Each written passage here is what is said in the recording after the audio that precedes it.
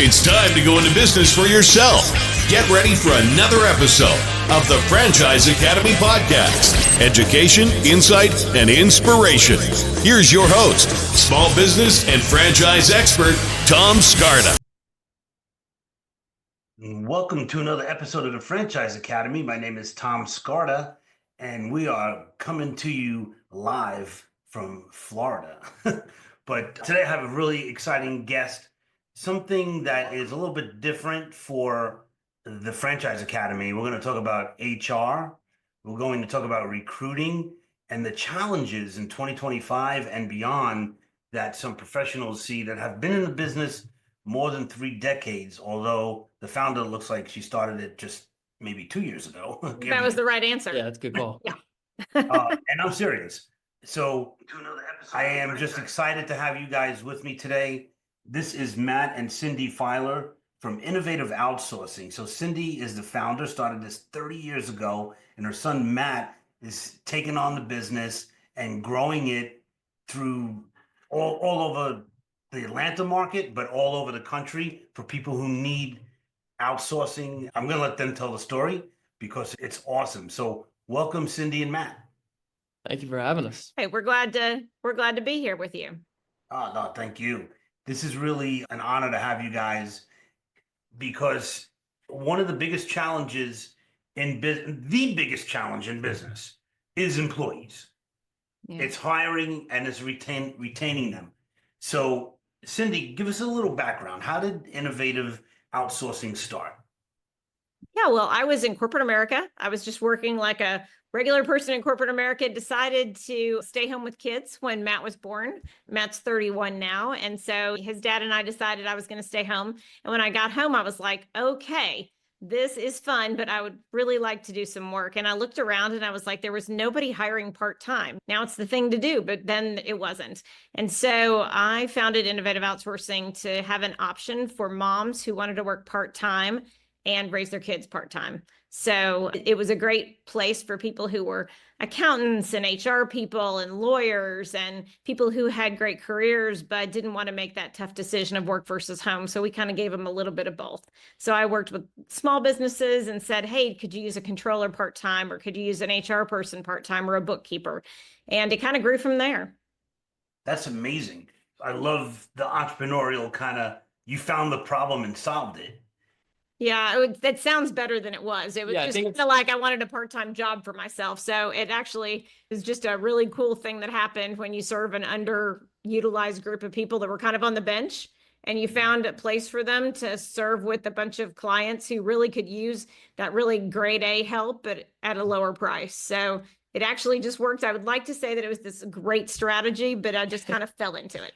I like to tell people that basically I ruined her life 30 years ago, brought her out of corporate America, and then she got to do something where, she got to use her HR and recruiting expertise. But I definitely say that I ruined her life there for a little bit because I think she liked working for Delta. Yeah, he did. Yeah, I did a couple of years ago. We were in a meeting and I was with this guy, and this guy comes up and he said, I just met the co-founder of your company. I was like, huh, who would that be? And he's like, that young gentleman over there. I was like, So I said, Matt, come over here. And so he came over there and the guy was still there. And I was like, did you tell this man you were the co-founder of the company? He says, well, I did. And I was like, I don't know how that happens because you're 30, you were younger than the size of business. And he said, well, Mom, you wouldn't have probably had this business had I not been born. You would have probably still been at Delta Airlines in HR. I was like, yes, you're probably right. So I thought it was an extremely fair point. Yeah, it was a joke. It was a joke. It was a joke. It was a joke. It was a good joke. It was fun. No, I think, and it makes a lot of sense. And I think that a lot of businesses are born out of necessity, right? Yeah. And so I think it's a really cool concept. And especially back then, that was innovative, like there's so, and I feel really, really bad about women who have these careers and then, they are sort of put on the bench, as you said, because they have a child. And so how do you do both and make it happen? And I call it, trying to find in the franchise world, trying to find what I call a school bus business. You could work between school buses in the morning and the afternoon. That's exactly right. We always work between drop off. I always said that I was not the corner of the market saying woman should work part-time. I mean, I had a lot of friends that work full-time, a lot of friends that didn't work at all. But for those people that wanted to work part-time, I wanted to find them an option of where they could work. Yeah, no question. I mean, my wife, when my kids were young, and my kids are, my son is Matt's age, 31, and my daughter's 35. My wife was a New York City police officer for 20 Huh. years. And so, you couldn't do that part-time, but, Right.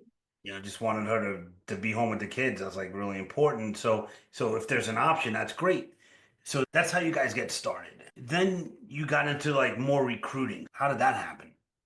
Yeah, I'll let Matt take that one. Yeah, I think it just happened. I mean, the way you tell it, I wasn't here from when that started, but I think it just happened naturally because clients said, "Hey, we liked y'all's process when it came to the part-time recruiting and finding the people and giving us the right resumes, giving us summaries, doing personality tests. Like we did all of that for part-time, and they were asking just us to do full-time placements as well. Same companies, same clients, and I think our recruiters were totally about it and said it's the same process. Now we still do a lot of part-time, but we definitely do a lot of full-time as well. And we do mostly HR, finance, and admin positions, operations a little bit, paralegals some, but mostly we stay in those three boxes of HR, finance, and admin. And I think it's just a testament to we have awesome people on our team. Every one of our recruiters is still part-time. I'm the only member of our staff that's full-time. That's true. So except for me. yeah, except for you. Yeah. But practice, I think that was really important to Mom, was we got to practice what we preach. Like we can run a business with a part-time controller, part-time recruiters, part-time HR people. And so I think that has been a huge, we practice what we preach, which is big to us. So I have a question for you because I've owned several businesses. Why do I need a recruiter to find somebody? Can I just run a Craigslist ad? Yeah, yes, you can run a Craigslist ad. You can Craigslist. Do we do that anymore? Well, I thought that was dangerous. Anyway, yeah, you can put in something on Indeed, you can put on something on LinkedIn, but I think what you find is that you get 600 resumes, right? And of those 600 resumes, about 540 of those resumes, they probably don't even have the minimum qualifications to do your job. So it's like, how do you sort through those? And then there's that experience piece. The person that we're going to take a person on my team, her name is Tina. She's been a recruiter with us for 25 years. And so she has hired so many controllers in her life that she's really good at finding controllers. So when you go and you put that that job description on Indeed and you get that 600, resumes, you haven't hired a controller in 8 years. You're probably not as good at it as Tina is because she's seen so many of it. She knows kind of what we need to pay those people. She can know all the ins and outs of hiring because she's just experienced. And so just like I wouldn't probably do my own business taxes because I want somebody that does those all the time, why would we try to hire ourselves? Because it's a pretty important thing. Your people are generally the most expensive part of your business, and you got to get that right. And I think also the statistic is that for small businesses under 100 employees, it takes 60 to 80 hours of work hours for them to find someone, find a new team member. So 60 to 80 hours, if you times that by, what your time is worth, if it's a COO or a CEO or a business owner or even the controller that's doing the hiring, what is their time worth? Because if it takes 60 to 80 hours, you could have gotten a new client. That's a lot of time, a lot of money where you could be spending doing other things that you actually probably want to do rather than sifting through resumes and doing interviews that, you might get an Uber driver that walks through the door. So, yeah. And we find that the people we place based on our stats stay 3 to 4 times longer than the average person that the company finds themselves. Oh, wow. And that usually is because we can kind of see through what they're trying to sell us. We've been around the block enough to understand when somebody says, yeah, I want that job and I can drive, 40 miles a day to that job. We're like, yeah, you can't. That's not going to last. So, I think that those reps help us to identify great candidates and then they end up staying longer. And that is what you want. If you're going to hire somebody, you want them to stay. So if I'm a small business, like I got a franchise, I've been open maybe only 2 years. I'm growing. I need to hire a person here or a person there. Can you still work with somebody like that, or do you need like a business that already has like 50 employees and they're looking for, a large C-suite type person?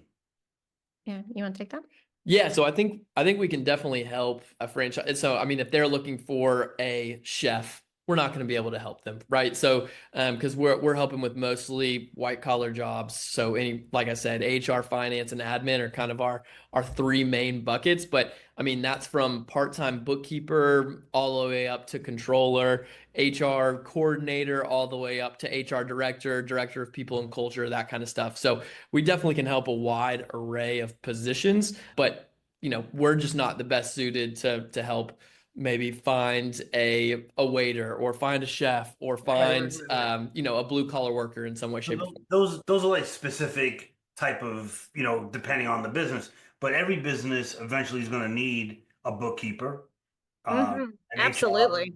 And we right? hire for a lot of small businesses. We hire for businesses that have 5 employees. We just hired for a business this last week, and they've been our client for a while. They have 8 employees, and we've hired 4 of them, Oh, over a course of years. So yeah, sometimes they'll hire somebody 1 year, and then we don't hear from them for 3 years, and then they'll need somebody else. right. Sometimes we have more, but most of our clients are well under 100 employees. Yeah, most of them are within 20 to 50 employees, I would say. So if I'm somebody who gets laid off in this economy, do I need your help, or how does that work? 'Cause I'm a miss with that.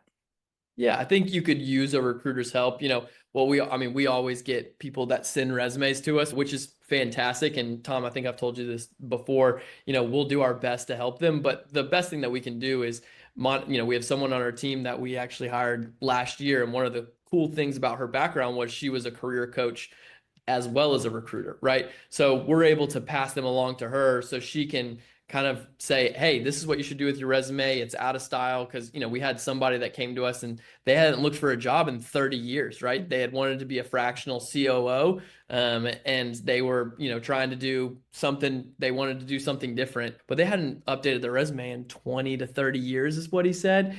And his resume was way out of date. And so all she did was just update it. It took her 15 seconds. It would have taken him probably a lot longer. And she was able to advise him on a few things to, be able to best serve him. However, we're not going to be able to help every resume or every person that walks into our door that we get recommended. Our best to help them. We'll put them as part of our database, which we have 68,000 at this point that are in the Atlanta and Charlotte area for the most part, but all over the country that are trying to find positions. So we're able to help. Usually, we're just trying to help them be best set up to get those interviews. For sure. So right now we're in second quarter of 2025. We have a unique economy going on, to put it mildly.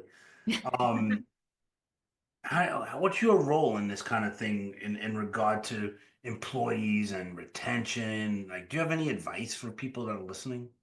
Yeah, it's an interesting economy right now. We're seeing a lot of employers, you hear the big companies, they're doing layoffs. We have government doing a lot of layoffs.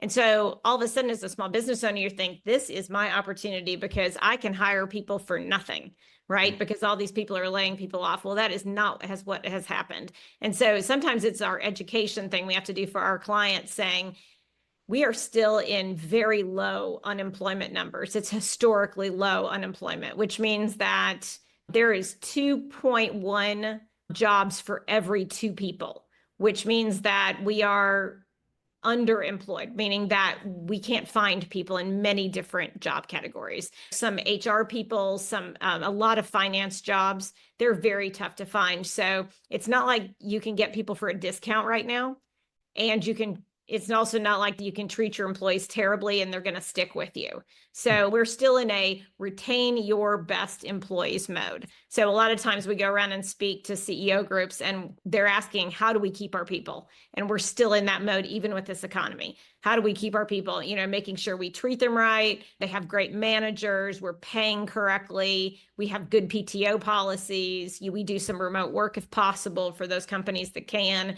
We need to keep our people that are good people, and we need to let our people go that aren't good people, but we need to make sure that we're retaining and that we have created a story in our company where people want to be hired into our company.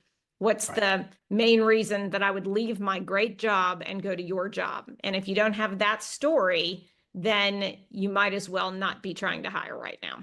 So I was listening to Kevin O'Leary, if you know Mr. Wonderful from Shark Tank. He was saying, and this goes back like probably a year ago, I saw him being interviewed. He said, if you're like a CEO of a company and you're sitting down with somebody to hire them, you're interviewing, you have to realize they don't care about the salary. They don't care about the benefits. They only want to know if they could work from home. Yeah, it's an interesting piece right now. I mean, we're finding that, over 84% of people that are applying for jobs right now in jobs that are capable to be from home want to work either remotely or hybrid, right? A lot of them don't want to work fully remotely anymore. A lot of them, the great majority, want to work hybrid jobs, which is a day or two from home every week, so that they have that socialization at work, but they also have that flexibility. And so for those people that can, for those jobs that are allowed to do that, that is definitely what we think should happen. And studies have shown that those hybrid employees are 12% more productive than even employees that are on site 5 days a week. Isn't that crazy? And we are saying, like, if you truly do want people in the office more 4 days a week or 5 days a week, you're going to have to pay more, right? So it's almost like a 20% increase in pay to get them there 5 days a week now. Oh, we hired a sales coordinator, and we posted 2 different positions. One was fully on site, one was fully remote. We got the clients go ahead of just like, hey, go ahead and post 2 of them and then make the fully on site one $7,000 more. And they were kind of gearing towards, they wanted fully on site. And our recruiter has said that they had way more qualified candidates for the on-site position because of $7,000 more. So that says to us, and I don't know if that's just an Atlanta thing, I don't know if that's just a Southeast thing, but I think that says to us that at least we still do think hybrid is the way to go, but we also think that still money is king, right? Money is going to outweigh kind of the work flexibility, even though it's very important. But you got to decide, hey, if it's really important for me 5 days a week to have that person in that seat, I'm going to pay the premium for it. Yep. You have to pay for it. Well, that's, I've never heard that before, and that's brilliant. So I'm so glad that we brought that up. I mean, I have, like my daughter, she lives in New York, and so she lives in Long Island suburb and commutes. But she was, for COVID, obviously, she was 100% remote. Been 100% remote for 4 years. Now they're like, oh, you got to come back, 1 day a week starting last year, and now they're all of a sudden 4 days a week, and she's like, I'll quit. I won't go in. Just small kids. I won't go in 4 days a week. I don't care what they say. So yeah, I think and then. This past week they started 4 day a week, and they didn't have enough desks. There was no resources they weren't even ready for it. And yeah, I think there's been a whole lot of publicity on the back to work stuff, the return to work stuff, even full time. I mean, we've seen the big companies all decide, from the Googles and everything else, and it's very much in the news right now that they're going to go back to work. So everybody has the green light on. It's cool now. We need to go back to work. And a lot of people have done it without having the HR policies ready to go. So we recommend really to do some HR work on the front end before you bring all those people back, to make sure their experience is, the term is commute-worthy. So we're having to explain to these employees, it's not just a requirement, but how do we make your daughter at her company understand that what she's going to is commute worthy?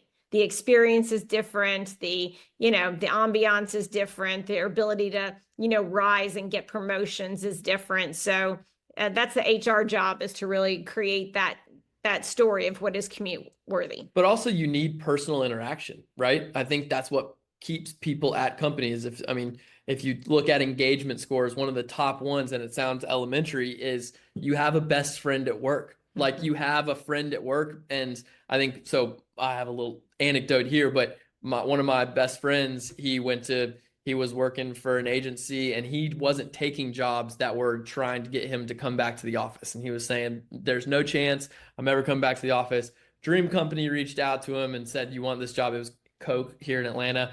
And he took the job, but he was like, the one bad thing about it is I have to go into the office 4 days out of the week. So I only get to choose one day out of the week. He's now going 5 days out of the week. And he was like, I forgot how much I missed having people to talk to every single day. He was like, I don't know how I did this since COVID. Like, I don't know how I was locked up in my house for 4 days. Like, I needed personal interaction. Like, it brings out the best in me. Meetings bring out the best in me. And there are people that are like that. And there's also accountants and IT people that really do want to get inside their bubble and be kind of by themselves and their heads down work. And so that's what HR is supposed to do, right? You're supposed to find who are the people who need to have their alone heads down time, and who are the people that need other people to be creative to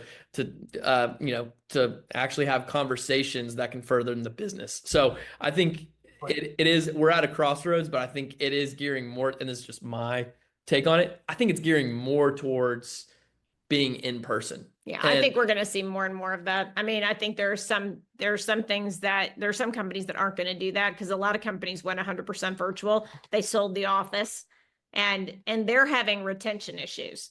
Their turnover is through the roof because you can just change out the computer in your living room. Yeah. You have no relationships. If someone offers you one more dollar, why aren't you taking that dollar? Because you're just changing out computers. Changing out computers.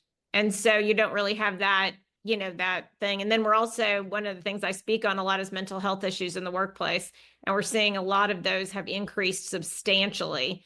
And in many cases, we think it's because there's no connection with other people. So, how does that play in? Yeah. Wow, that's brilliant. We could do a whole episode just on that. Oh my goodness. That's awesome. And then Leslie, I just wanted to touch on you're doing some fractional HR stuff. Could you tell me about that? What is that? Yeah, we decided years ago that it was great hiring, say, a bookkeeper for a company, small business, 15 people, we'd hire a bookkeeper. About 9 months later, they'd call me because they needed a new bookkeeper. And I'd think, that's weird. We usually hire bookkeepers for longer than that. And then a year later, another bookkeeper, and something's amiss. Where did everybody go? And so we realized that small businesses, we could hire great people for them, but oftentimes they didn't have the HR talent they needed to create those policies, procedures, create that ambiance in those companies to keep those people. Their controller was doing their HR work, or the executive assistant to the CEO was doing the HR work, and they could do the work just fine, but they just didn't have the expertise. So we created a fractional HR service called HR Compass, and it allows us to have one of our HR director level people from 3 to 10 hours a month with these people. It starts at $450 a month, so it's pretty inexpensive. And they get great high-level HR help to not only advise on stuff, but also to do stuff like write policies and do exit interviews and, help create job descriptions. And so just giving them that little extra piece. And so we really wanted to be HR for companies that couldn't afford big HR. So providing this recruiting to hire them great people, as well as that fractional HR to really help them, once those people are hired, to have a great experience and want to stay.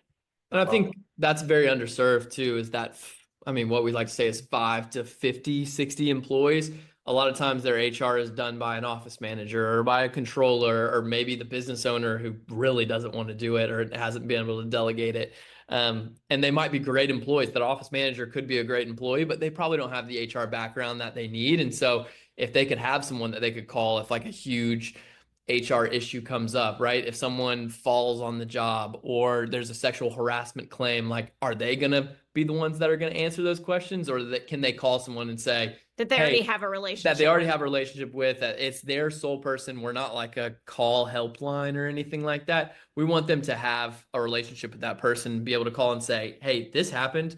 What do I do? And if those things are not happening, then being able to conduct exit interviews and stay interviews, being able to help with review process, to help with staying in HR compliance in different states. Say you're moving to another state, you need to stay in HR compliance, or you're hiring different people in other states, that's a huge deal. And so being able to have a service where it's just 3 to 10 hours and you're not paying maybe for a part-time or full-time person, maybe not outsourcing your whole HR, but you get to have that 3 to 10 hours and kind of have it at a low price. And, I think that's been a cool thing that we've popular. been able to do recently. So Yeah, that's brilliant. It's great. And companies need that so badly. So I love that. So lastly, I want to ask, what's one myth about HR or recruiting that you would like to bust right here? I think the big one for us, and Mom will always say she's a mathematical economics major, and so she loves stats. She loves the math. That's the fun side of HR. That's the fun side of HR for her. But we like to say that HR can affect your bottom line. I think a lot of times our job is to try to convince business owners with not a ton of employees, with that, below 50 or 60 employees, that HR is a big deal. And I think a lot of people think of it as Toby Flenderson from The Office, like, it's just the rules police or just the people that can tell you no. But it can save you money, right? Retention, like the cost of, we're recruiters. We benefit if you lose an employee and we have to help you find them. But it costs 2.5 times what it takes to retain that person. So if they leave, then you're spending 2.5 times the amount to find a person and train them, right? So even that alone, HR compliance, if the Department of Labor comes knocking on your front door, you can lose tens and thousands of dollars in about an hour. In like a nanosecond, if you don't know where your I-9s are, or you're misclassified with W-2s versus 1099. So in our minds, HR does affect the bottom line. And I think that is not viewed by a lot of companies. You think of sales affecting your bottom lines, and marketing affect your bottom line, but maybe not HR. There's this great book by Patrick Lencioni, who's a business writer. I'm sure everybody's heard of him. It's called The Advantage. It's a little bit older book, and it compares and contrasts companies within the same industries, where one company focused on their organizational health, which is the things we've been talking today about, the HR side of the world, and one company did not. And they compared their bottom lines, not whether it felt good, the touchy-feely side of HR, but really what profit did they make? And it concluded through a lot of stats, which I love, which aren't touchy-feely, that if you spend money on your organizational health, making sure that your employees are happy, making sure that it's a good place to work, making sure that your managers are trained, making sure that you're recruiting the right people and you have great retention, it shows that you will get that back in spades in your profit. So it makes sense, not only because we want to make great places to work, but if you do, then you'll be monetarily more profitable. And we love that about HR because it can help people, and at the same time, it can help that business owner.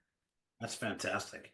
Guys, I got to tell you, this was mind-blowing for me, much more than I expected and anticipated. So thank you so much for your time. This is Cindi and Matt Filer from Innovative Outsourcing, and you can find all their information on the franchiseacademy.com. If you want to hire Cindi to speak at your event, she would be fantastic for that.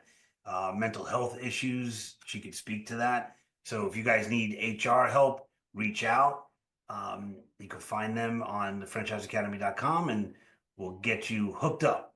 So thank you guys. Appreciate your time. We'll see you soon. Tom. Thanks for having us. Appreciate you.